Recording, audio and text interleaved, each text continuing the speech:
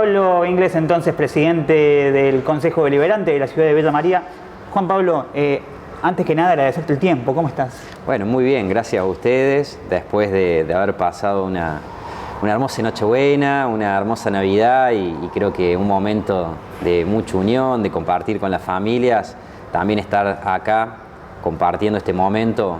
Yo siempre digo que son muchas las horas de nuestra actividad que le dedicamos y en muchas de esas horas las compartimos con ustedes, ¿no? Quien tienen esa responsabilidad de informar, por lo cual son parte de la familia también, ¿no? Claro.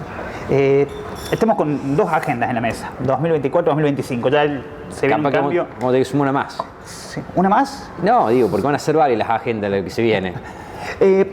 Primero, preguntarte cómo atravesaste este periodo legislativo. Es decir, todavía no terminó, queda todavía una sesión más, pero fue un año en donde todo lo que uno sabía o preveía a nivel político, por un triunfo a nivel nacional también, dijo, bueno, todo lo que sabías y todo lo que tenías pensado ya no te sirve.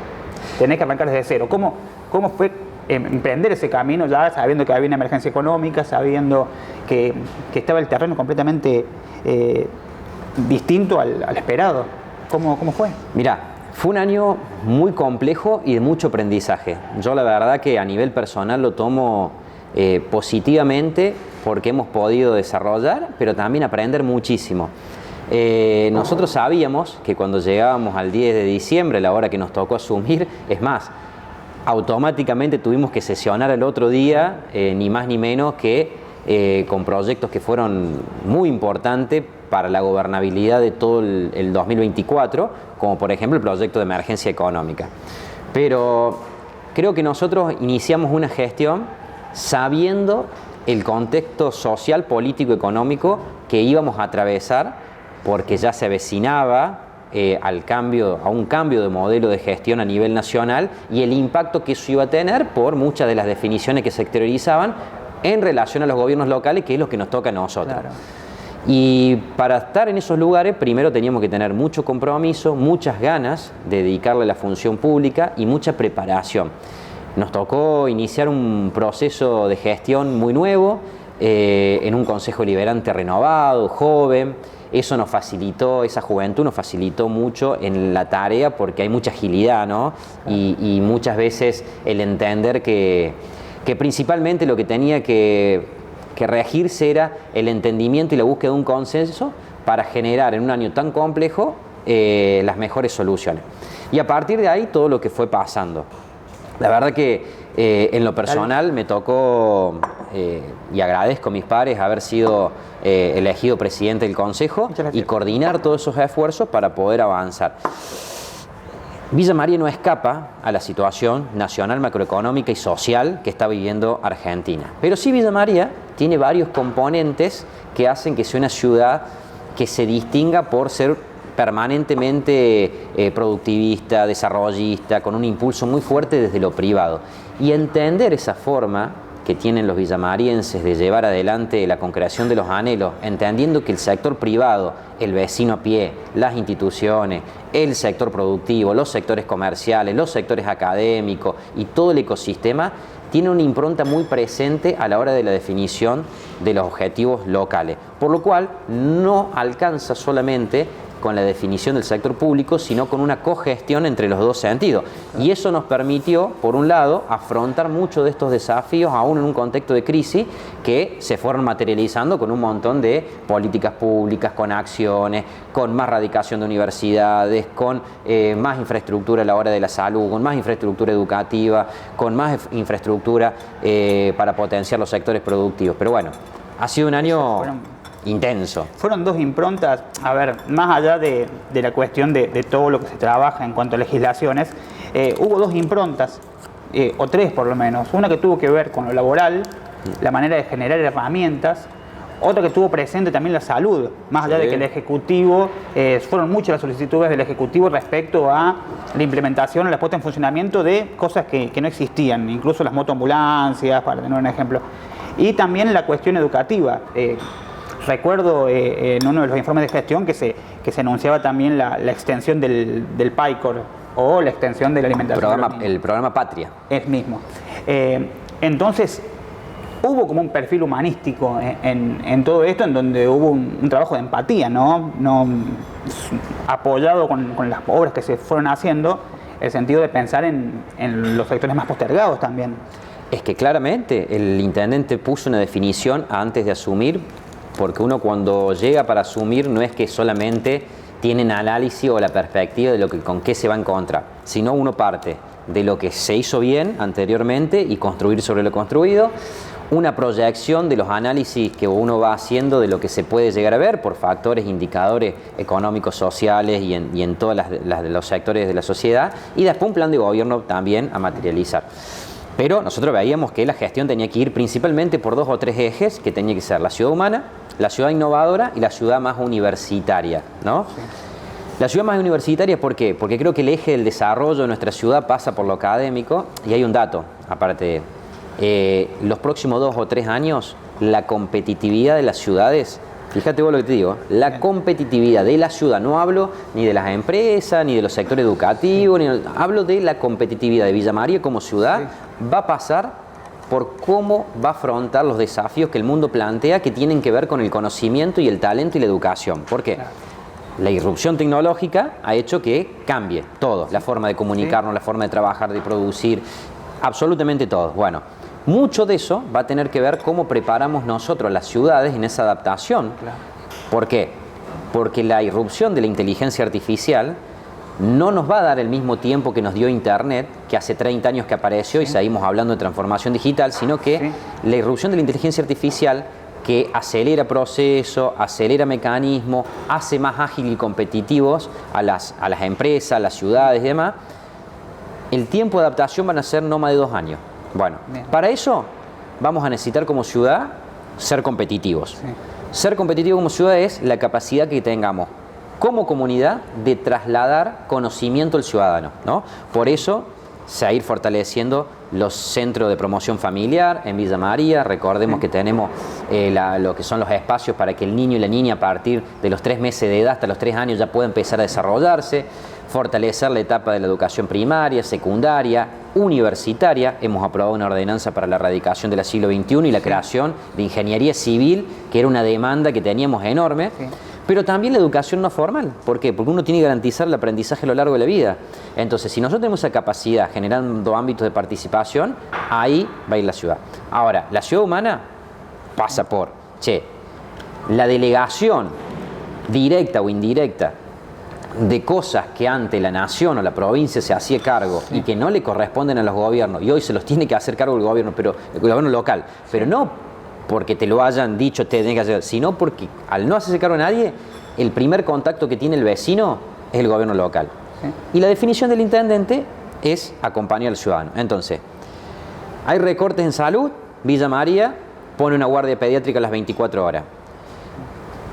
Paralelamente, te desarrolla y te descentraliza el servicio de atención primaria de salud, fortaleciendo el centro de la asistencia pública, los CAP, pero también poniendo motoambulancia y radicación en la zona sur, en la zona de las playas. Sí. Acordemos que desde las playas al hospital Pasteur tenés un tramo que ante una emergencia el tiempo vale oro.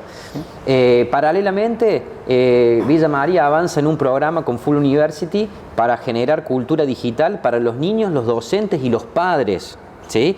Y a su vez fortalecer todo el área educativa.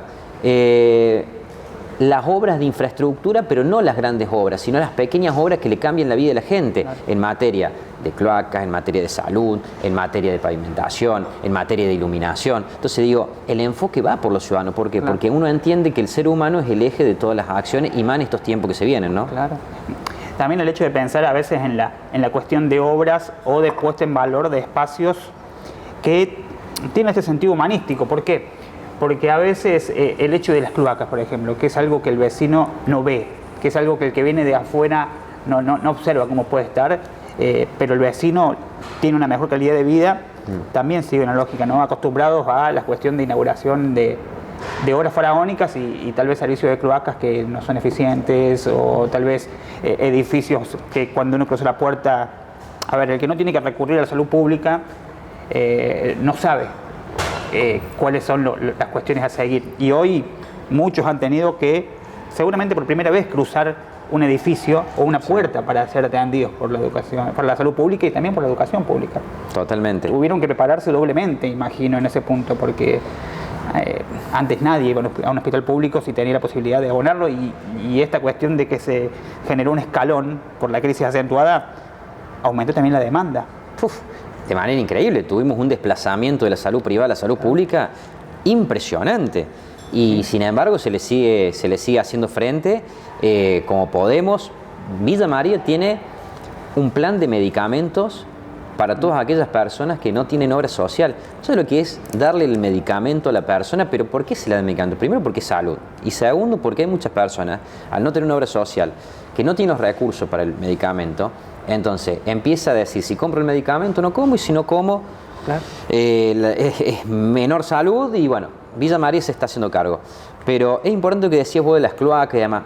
Villa María ha zanjado, nos debe faltar a lo mejor muy poquito, pero mayoritariamente nosotros tenemos aguas y cloacas en todos los sectores, como el gas y todos los servicios. Pero está establecido por los organismos mundiales de la salud que la ciudad y las comunidades que tienen mejores niveles de salud son aquellos que tienen infraestructura en cuanto a cloacas, en cuanto al agua. ¿Por qué? Porque necesariamente tomar agua en buen estado al vecino, a la persona, le genera también una mejor salud en relación a aquellas localidades que inclusive en Córdoba vemos al norte y demás. El agua es uno de los valores y los recursos más demandados por el ciudadano. Y Villa María muchas veces no se toma noción de eso, pero tenerlo hace a la salud. Pero es una mirada totalmente humanista, como lo decís vos, y es la mirada de la gestión. En a ver, hay muchas cuestiones que tal vez vos estás definiendo y que a uno que trabaja en esta diaria no lo sorprende porque siente que es parte ya. Pero a vos te ha tocado viajar, sí, incluso fuera del país, y también observar el panorama de otras ciudades. Incluso también en la época en la que formaste parte del Ministerio de Industria, también pudiste ver cómo se vive en otros lugares. Y tal vez en Villa María hay cuestiones naturalizadas que nosotros imaginamos que no son tal en otros lugares, ¿no? Y a veces también es el hecho que uno peca de confiado, o que a uno lo termina comiendo este microclima. Pero hace un tiempo atrás un señor decía que venía a Villa María porque estaba el Festival de Peñas, y que mientras estaba en Villa María veía cómo a través de una televisión con un canal de noticias puesto, el clima era completamente distinto, ¿no? Hablaban de disturbios, de caos social. Es como muy específico en cuanto a la impronta. Sí, totalmente.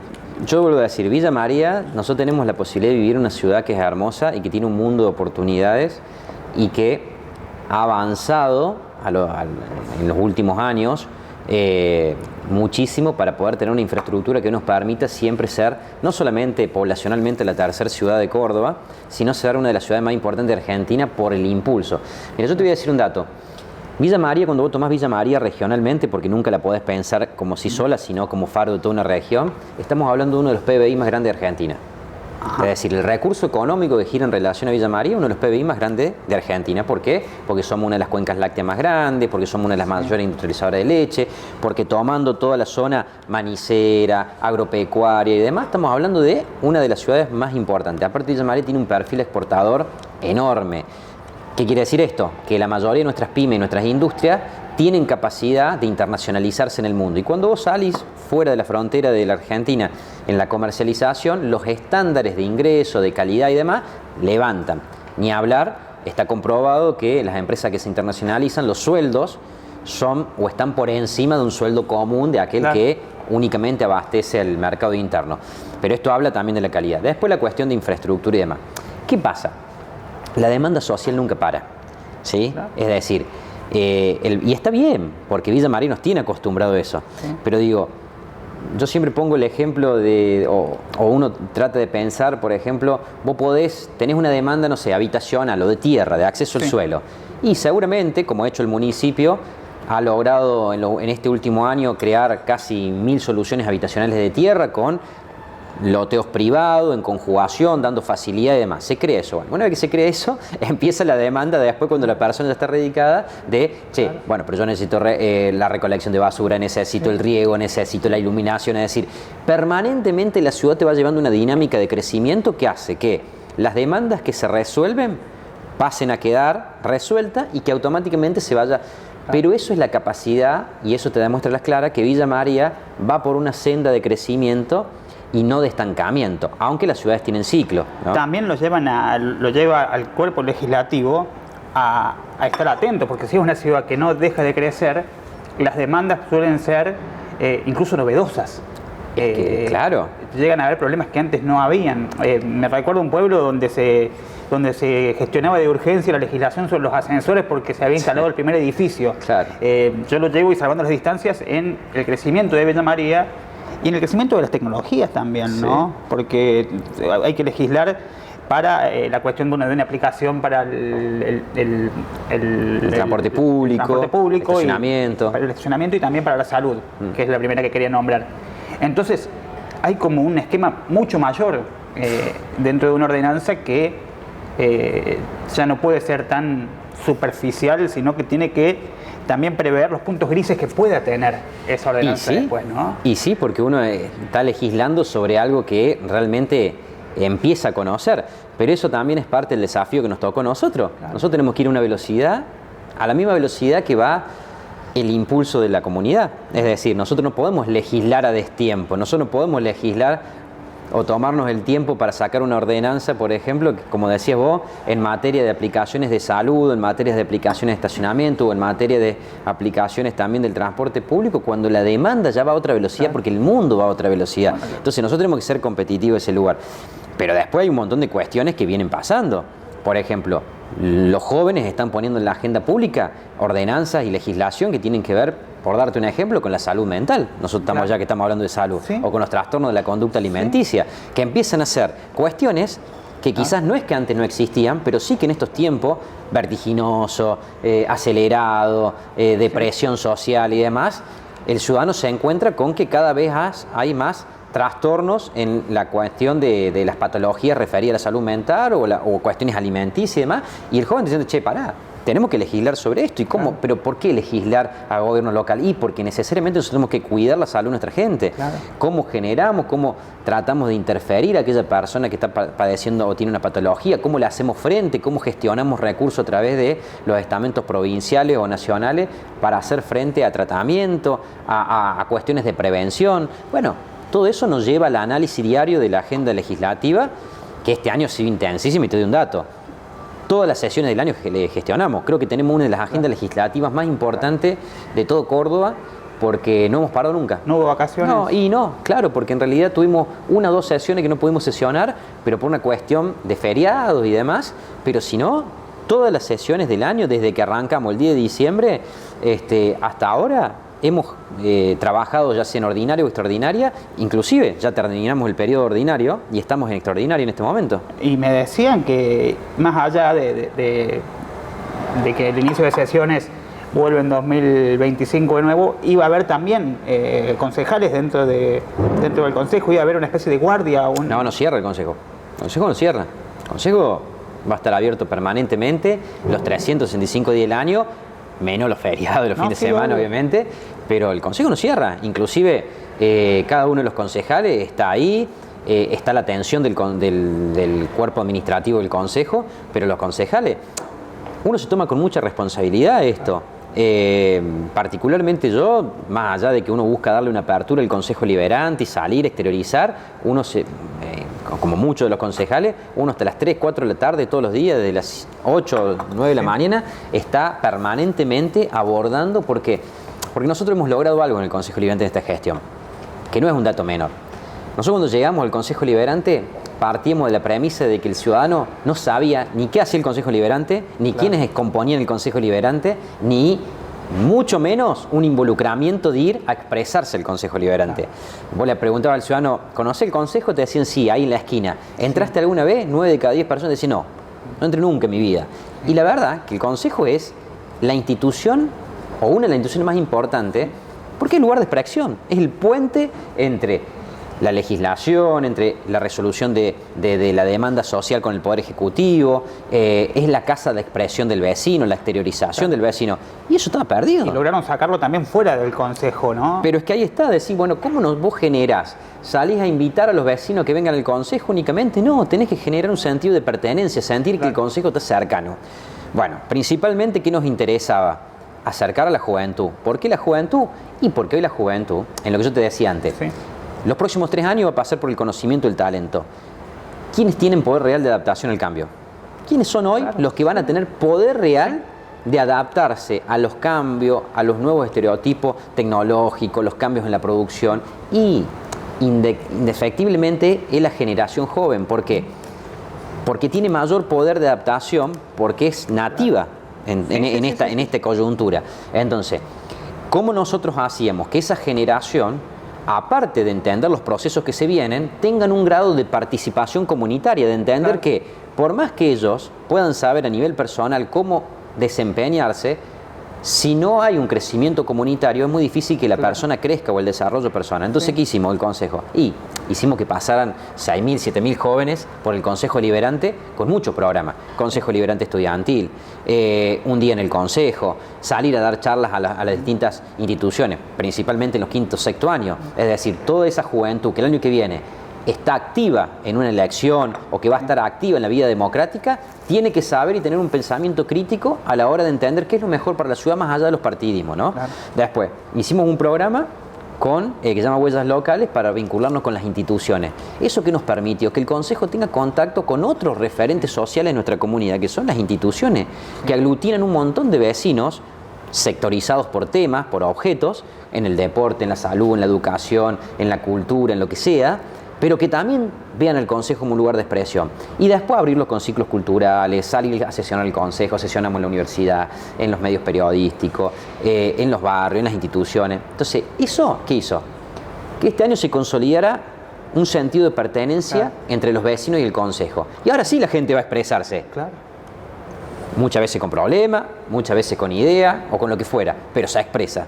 Y a partir de esa expresión es el mejor alimento que tenemos nosotros, la mejor herramienta que tenemos nosotros como concejales. ¿Por qué? Porque eso nos permite legislar y trabajar sobre la demanda social en tiempo real. Y ¿sí? En esta cuestión del paso de los meses, desde que se fue generando esto, ¿fueron creciendo el número de ingresos de cartas, de exposiciones en el Consejo? Muchísima.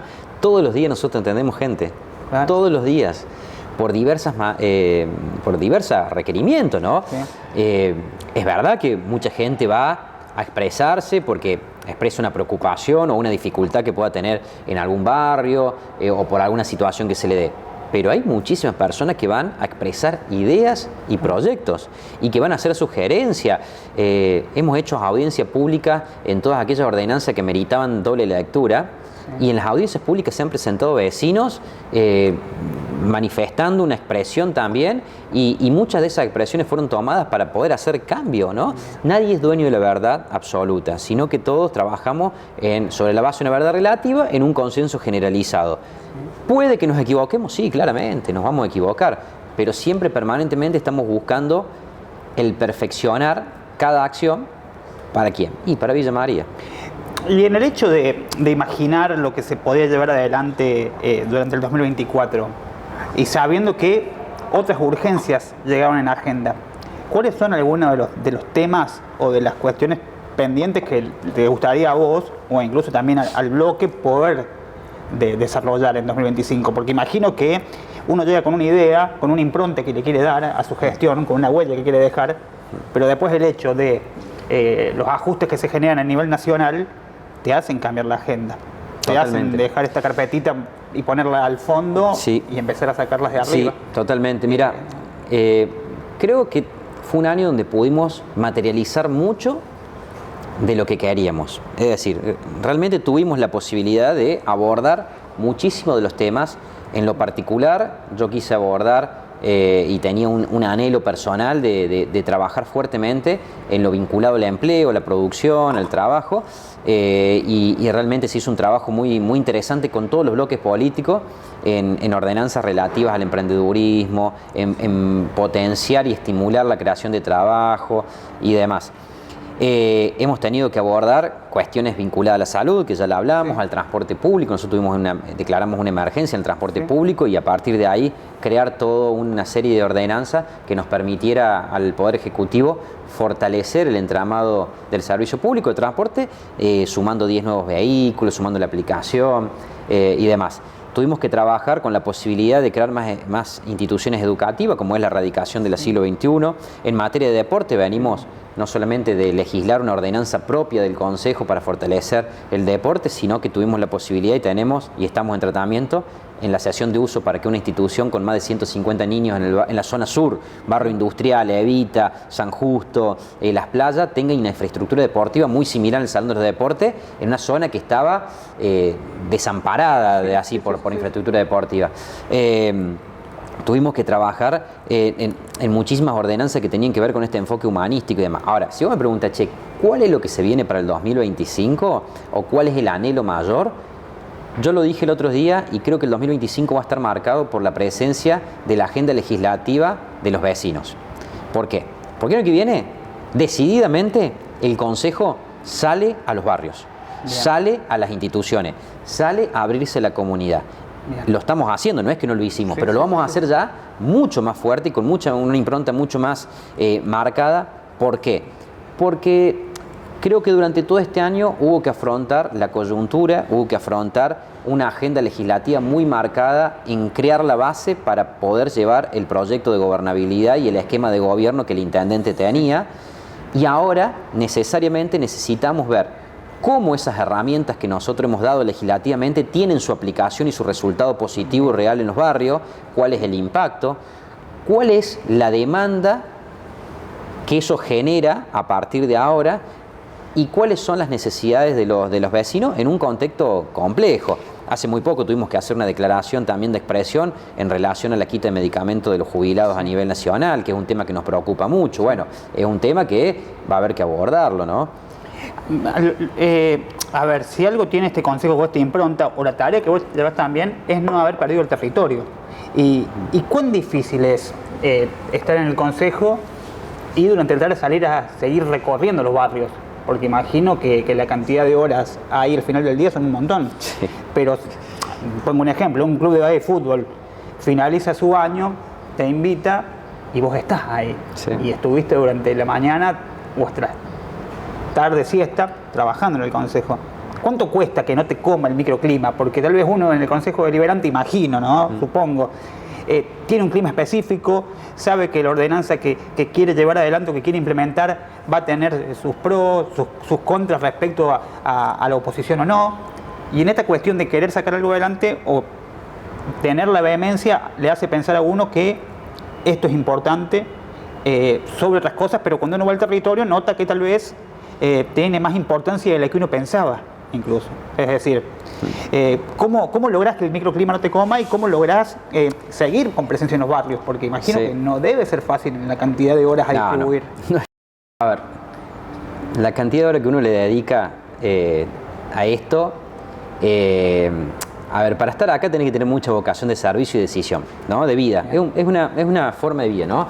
Muchas veces no se toma o no se visibiliza la cantidad de horas que en este caso el concejal o cualquier funcionario le dedica a la función, que es de lunes a lunes, uno no tiene descanso, particularmente como vos decís, uno arranca su tarea a la mañana temprano y me ha tocado a mí terminar 11, 12 de la noche todos los días, claro, inclusive hasta más tarde también, ¿no? El consejo, es verdad que se tenía una idea anterior de una cápsula donde el microclima era únicamente el rol legislativo.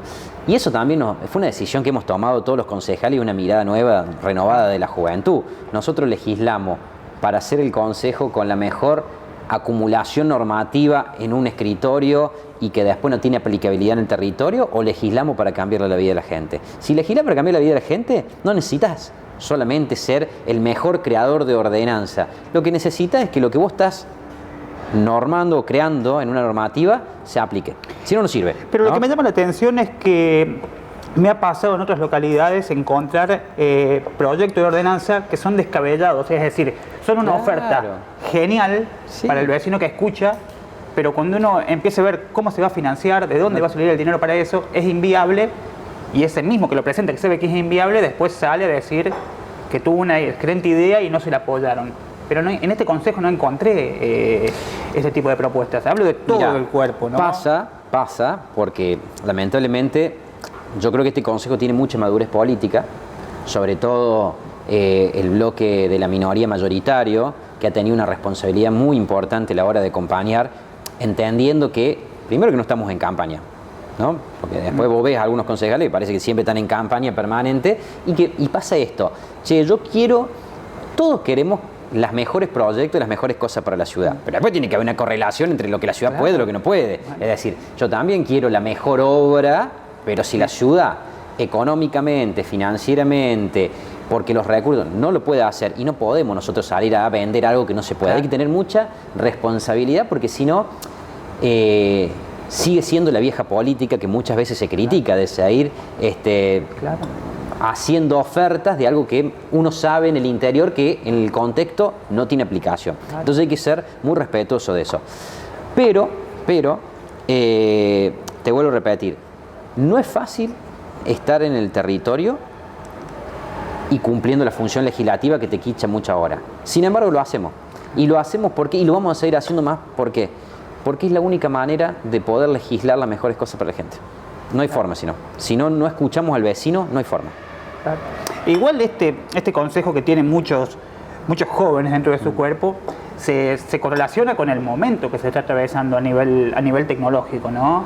Porque este consejo que está, incluso pienso en Yaril Océs, pienso en otros concejales jóvenes, Bota incluso es joven, conocen acerca de lo que tienen que legislar cuando se habla de aplicaciones o cuando se desatan polémicas respecto a diferentes cuestiones que van más cercanas a la tecnología que lo territorial, que van más cercanos a un software que a un mostrador donde puedes hablar.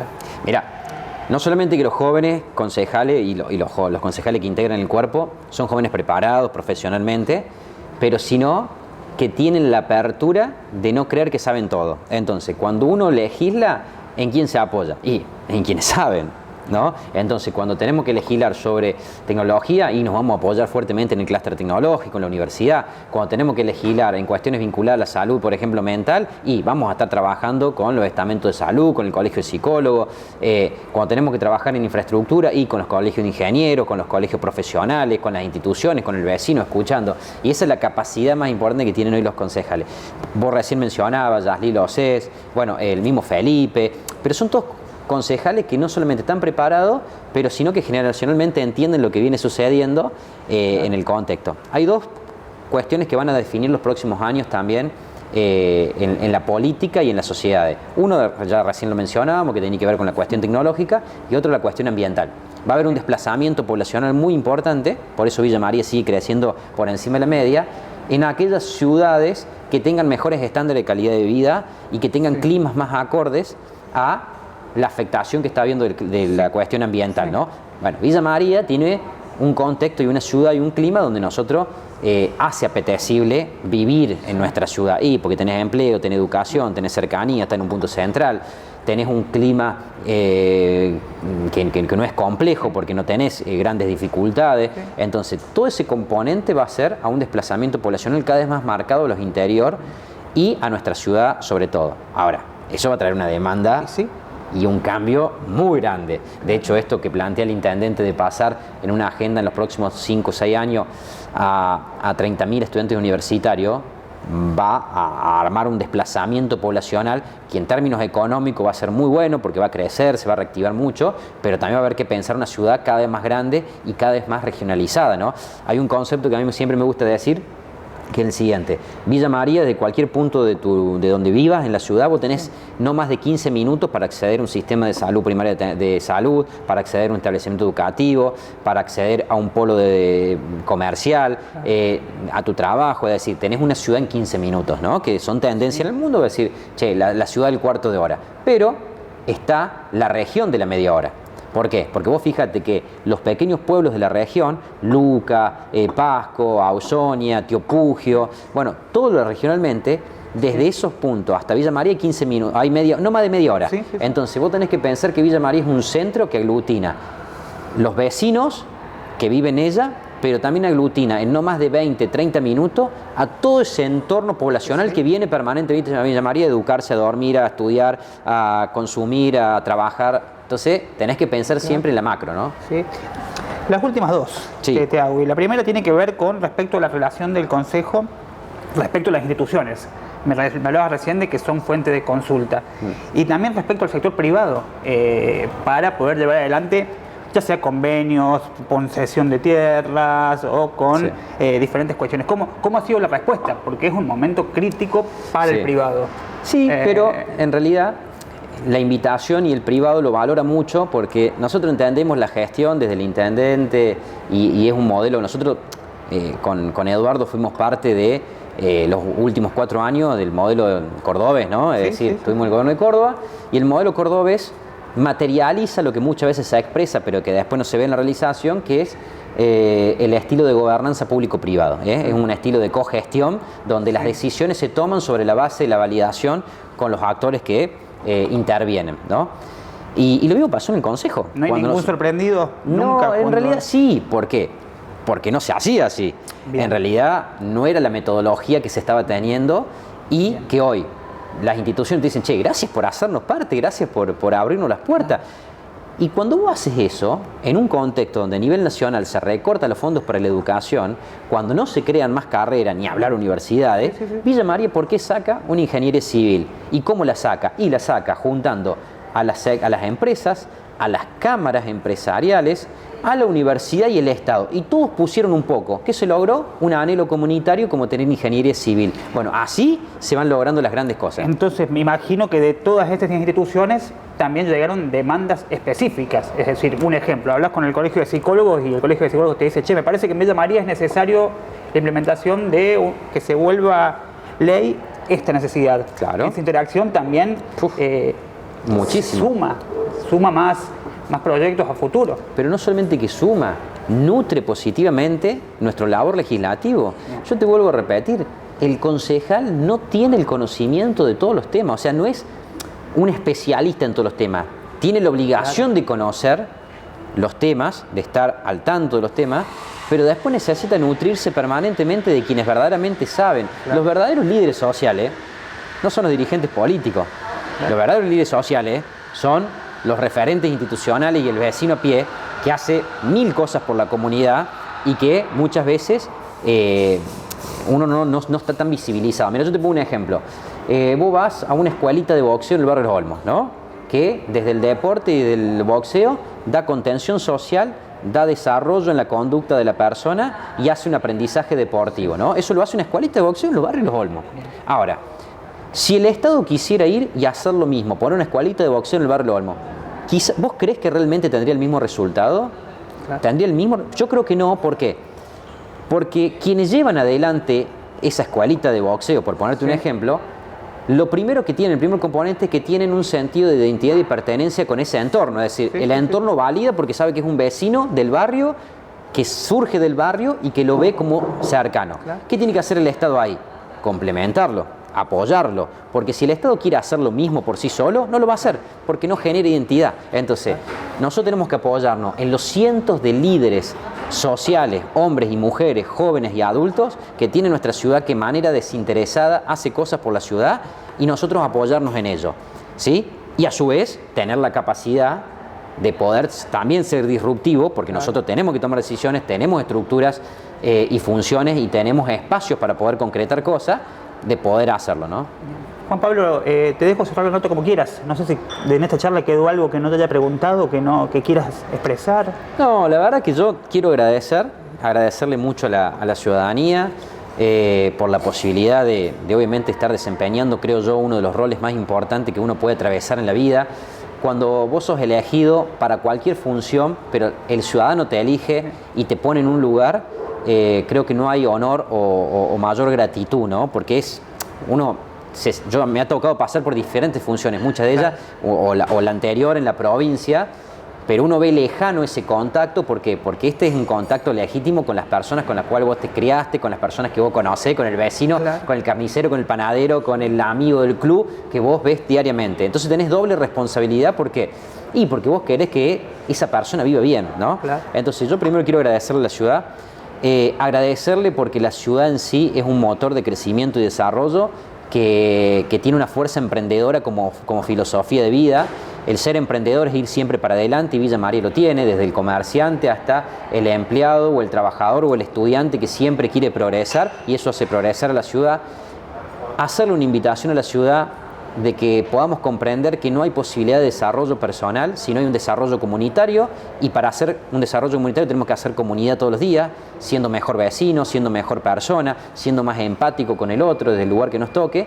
Y también, obviamente, llegando ya a este fin de año, darle los mejores deseos, los mejores anhelos para que el 2025 nos encuentre dejando de lado las diferencias, que no está mal tenerlas, tener diferentes miradas, diferentes posiciones, pero sí poniendo en la mesa las coincidencias que nos permite trabajar por la ciudad. Nadie quiere que le vaya mal a la ciudad, ¿sí? Nadie se levanta pensando que a la ciudad le tiene que ir mal, al contrario, todos queremos que le vaya bien. Bueno, si ese querer que le vaya bien es el punto que nos conecta a todo, más allá de los partidismos, más allá de las ideologías, más allá de la política o la antipolítica o lo que sea, ese es el punto que nos tiene que encontrar trabajando. ¿Por qué? Porque tenemos una posibilidad de vivir en una ciudad hermosa que nos va a permitir generar progreso para los próximos años. Pero lo tenemos que hacer juntos, si no, no se puede. Así que lo mejor para vos, para tu familia, para el equipo, para el medio y también para cada ciudadano villamariense y de la región, para este 2025, y que sea un gran año para todos, donde cada sueño y cada anhelo personal y comunitario se pueda cumplir. Muchas gracias, Juan. No, gracias a vos. Juan Pablo Inglese con nosotros, presidente del Consejo Deliberante de Villa María. Volvemos.